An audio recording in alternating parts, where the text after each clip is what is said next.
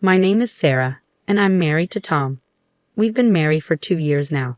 I really wanted to have kids by now, but it hasn't happened yet. I like my job, it makes me feel important, so I'm not in a rush to have kids. But Tom feels differently. He recently told me he's upset that we haven't had kids yet. How long until we have a baby? Please, hurry up. My mom can't wait, he said. I went to the hospital, but the doctors said nothing was wrong with me. If you want, we can get you checked up too, I suggested to Tom. You're saying it's my fault we can't have kids. It can't be me, Tom argued. How can you be so sure? Sometimes it's the men who have issues, I replied. I can't be the problem. Stop saying that, Tom insisted. Well, if neither of us has fertility problems, let's see it as a good thing and wait a bit longer, I suggested. Why are you going easy on yourself? My mom really wants to meet her grandkids soon, Tom kept insisting. Every time Tom sees his mom, she asks, is the baby here yet? He's still refusing to get checked at the hospital, even though it's causing issues. He's sure he's not the reason we can't have kids. I got another checkup because I was worried, but everything seemed fine. Tom doesn't get that we only have one chance each month to have a baby. He keeps asking, are you ready for a baby yet? I'm tired of him and Mom asking, are you ready for a baby yet? Mom said the same thing today. She wants to see her grandchild's face soon, I complained. Again, please let's hurry up. Mom really wants it, Tom urged. We can't rush this, I explained. Every time we talk, it feels like we end up in the same argument. We've been having fewer and fewer conversations lately. Maybe it's because we don't talk much, but it's causing a lot of problems like this, I reflected. Mom's on her way, Tom suddenly announced. Right now, I exclaimed. Why does it matter? If she's coming, let me know so I can prepare. You're talking too much, Tom snapped back. She has a message for you, he added. Is it about kids again? I sighed. I've had enough. I don't care anymore, Tom muttered. That's what I hear every time I see her. It's your fault we can't have kids, so you need to explain it to her, I said, feeling frustrated. Just then, my mother-in-law walked in as we were talking. I'm sorry to interrupt. Here, I brought this for you, she said, handing me something. What is it? I asked. You can check them out yourself. They're a belly band and a lucky charm, she explained. What's the belly band for? I asked. It's important to keep your stomach cool when trying to have a baby, so you should use it, she advised. But it's too hot to wear a fuzzy belly band in the summer, I objected. You're looking at it the wrong way. This room is too cold because of the air conditioning. It chills your stomach, she argued. And how does this amulet work? I asked. It's a lucky charm from a famous temple for kids. After praying there, I heard that a celebrity had a baby. It seemed to bring good luck, so I went there yesterday despite the distance, she explained. You didn't need to go that far, I said. Don't worry just because you're more relaxed about this. As I've said before, I really want to see my grandkids. I went to the hospital, and it's not me, I repeated. Tom was sitting away from us, acting like he wasn't involved. Why haven't you gotten pregnant yet? My mother-in-law suddenly asked me. I'm not sure why you're asking, I replied. Why don't you try another hospital for a second opinion? Maybe a specialized hospital? I'll help you find one, she suggested. You don't have to do that. I'm sure it's not Tom, so I can only think it's because of you, I responded. Tom hasn't been checked yet. How can you be so sure he's not infertile? My mother-in-law asked. Because Tom, who seemed like he wasn't paying attention, interrupted the conversation. Mom, don't say things that aren't necessary, he advised. Sorry, my mother-in-law stopped talking suddenly. I think a package will be delivered by courier tomorrow, so please accept it, she said. I just wanted to give you this today, so I'll leave now, my mother-in-law announced before leaving me with only a belly band and a lucky charm for the baby. The next day, when the package arrived, I couldn't help but laugh. Inside were all sorts of good luck charms for having a baby. Your mom sent me a package. What was in it? I asked Tom. Pomegranates, herring roe, and peaches, he replied. Why did she send those? I wondered. All three are seen as lucky foods that are supposed to bring good fortune for having kids, he explained. I get it. Mom really wants to see her grandkids, I thought out loud. I understand she's excited, but it feels a bit overwhelming, Tom remarked. Why are you talking about Mom like that? She's genuinely thrilled about having a grandchild, Tom defended. Don't you feel pressured too? I asked. Yeah, but I'm not worried. It's not my problem. It doesn't concern me, he replied. What do you mean it doesn't concern you? It's our issue because we're together, I argued. It's your problem that we can't have kids, so no, it's not my concern, he retorted. It feels like it's my fault that we can't conceive, even though the hospital says there's nothing wrong with me. So why don't you go to another hospital for a thorough checkup like my mom suggested? I proposed. Why don't you ask her to help find a good hospital? He suggested. The hospital I went to is well known for fertility treatments. But maybe it's just famous, not actually good, I speculated. If you're suggesting that, why not ask your mom to find one? He suggested. Are you finally willing to do it? I asked. Yes, if you also get checked out, he agreed. Why should I go to the hospital? I questioned. I couldn't understand why Tom was so confident. Then he dropped a bombshell on me. I've never mentioned it before, but you've been suspicious for a while, and I'm tired of hiding it. So I'll tell you, Tom confessed. What is it? I asked, confused. I've actually been married before, Tom revealed. What? What do you mean? I exclaimed, shocked. I got divorced 2 years before marrying you, he admitted. Why didn't you tell me? I demanded. Well, I got divorced because my ex cheated on me. She didn't ask for child support or anything, so I didn't think it was important to mention, he explained. Are you saying you have children? I asked, bewildered. A son, yes.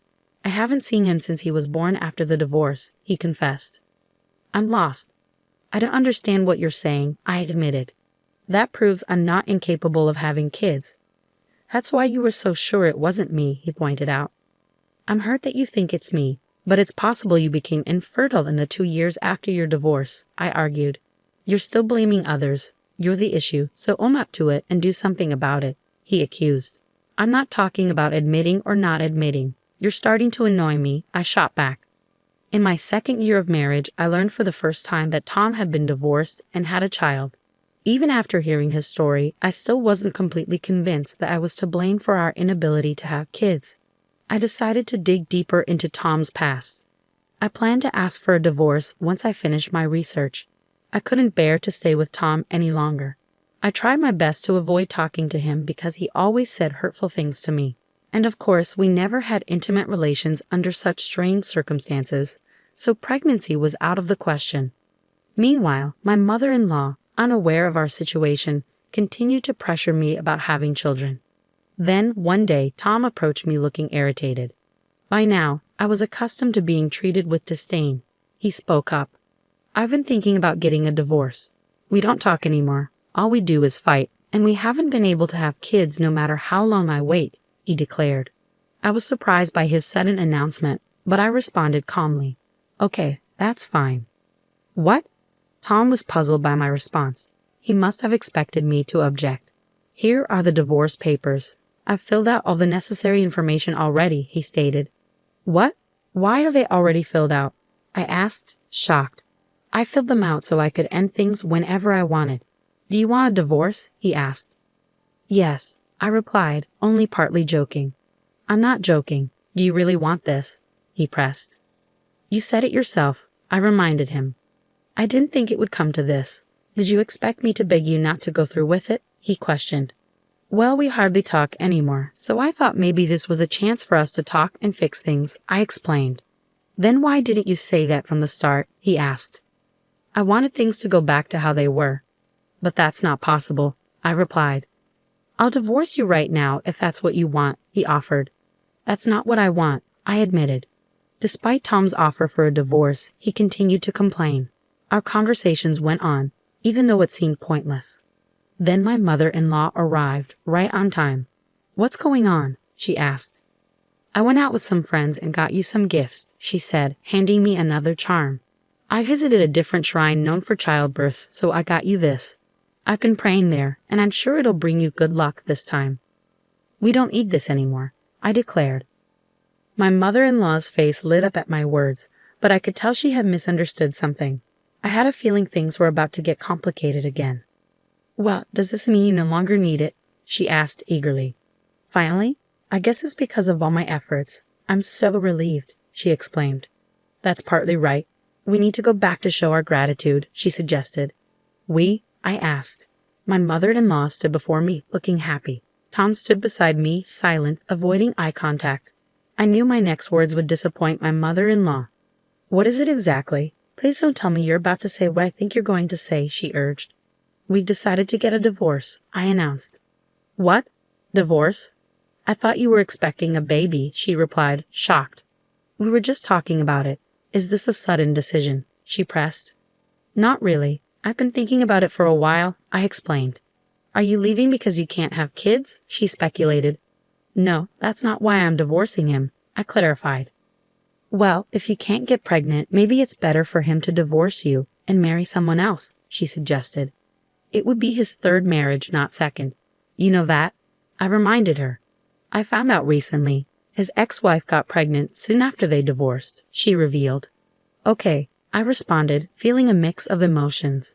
So I can only assume you're to blame. If you leave, I'll feel relieved, Tom's mother asserted. I understand. Tom has always been popular with women. He'll find someone soon. Hopefully, our next meeting will bring better news, I replied. Well, if you've made up your mind, get divorced soon. I'm leaving. You two sort out the rest, my mother-in-law declared before leaving, unaware of the whole truth. Once she left, Tom and I continued our conversation. Let's file for divorce right away. I want to start a family soon, and I realize I don't enjoy spending time with you anymore. Let's just get it over with, Tom suggested. Then do it quickly, I replied, handing him the papers to fill out. All I have to do is submit them.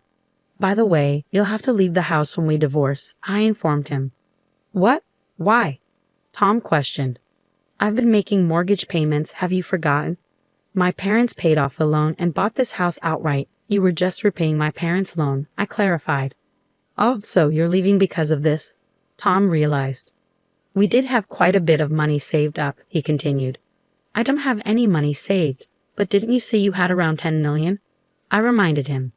That's the money I saved before we got married, so it's not included in the property division, he explained. Right, I confirmed. Well, it doesn't matter. You're starting a new chapter, he remarked. Yes, and I'm also going to sue you and your mother for emotional distress, I declared. What? Why? Tom asked, surprised. For all the hurtful things you've said to me, treating me like I'm defective, I explained. But it's true, Tom argued. Do you really think I'm the reason we couldn't conceive? I challenged. It's obvious. I have a biological child, Tom insisted.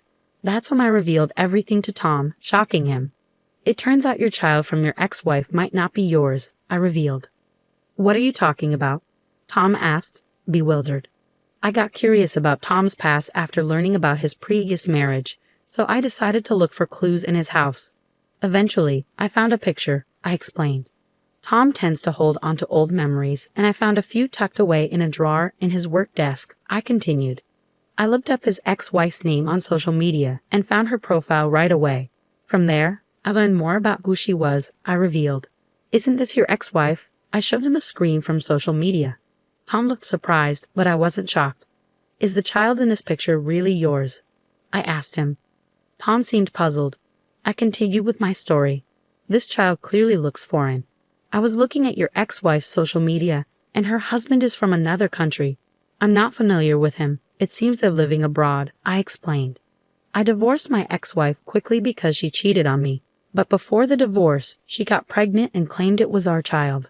I'm pretty sure it was his child, Tom admitted. Really? I asked.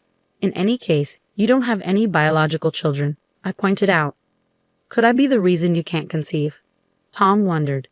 That's likely. I went to another hospital, and my body was fine. I'm going to get checked out too, I replied. Will you drop the divorce and go through treatment with me if I'm the reason you haven't been able to conceive? Tom asked. Why would I do that? I've already filled out the divorce papers. I'll file them tomorrow, I replied. Don't say that. I still care about you, Tom confessed. You don't enjoy being around me, do you? You'll find someone new soon, just as your mother predicted, I remarked. Let's discuss it again, Tom suggested. I'm filing for divorce tomorrow, and I want you to pack your things and leave this week, I insisted. Oh no, Tom muttered. You wanted a divorce, didn't you? I reminded him. I'll talk to my lawyer about alimony. He'll hear from us. The next day, I filed for divorce. Tom moved out reluctantly back to his parents' place. It seems Tom hasn't told his mother that he might be the reason for our infertility. She's been pushing him to remarry quickly after the divorce, hoping for grandchildren. If he does remarry, I feel sorry for his next wife. His mother will probably pressure her too for not having children. Since the divorce, I've thrown myself into my work. I sold the house, Tom, and I shared for a good price and repaid my parents the money they lent me, as well as the alimony I received from Tom and his mother. Now I'm living in an apartment. I've started dating a coworker who was supportive during my divorce. We were friends before, and now we're living together. If I marry this man, I hope we'll be blessed with children and that I'll find happiness again.